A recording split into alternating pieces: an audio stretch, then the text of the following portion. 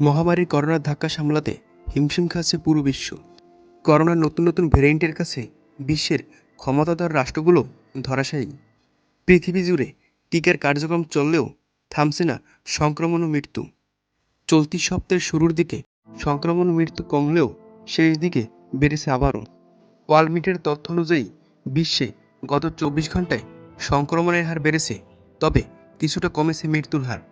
এ সময় মারা গেছে ৯,৩৬২ জন এবং আক্রান্ত হয়েছে ৬,০১,৯৮৫ জন। এ নিয়ে এখন পর্যন্ত বিশ্বে মোট করোনায় মৃত্যুবরণ করেছে ৪৬,১৯,৮৪৭ জন এবং আক্রান্ত হয়েছে ২২,৩৯,৯৬,৪৫৭ জন। এদের মধ্যে সুস্থ হয়ে বাড়ি ফিরেছে ২০,৫,৮৪,০২১ জন। করোনায় এখন পর্যন্ত সবথেকে বেশি আক্রান্ত এবং মৃত্যু হয়েছে বিশ্বের ক্ষমতাধর দেশ যুক্তরাষ্ট্রে। আক্রান্তে দ্বিতীয় এবং মৃত্যুতে তৃতীয় স্থানে রয়েছে ভারত।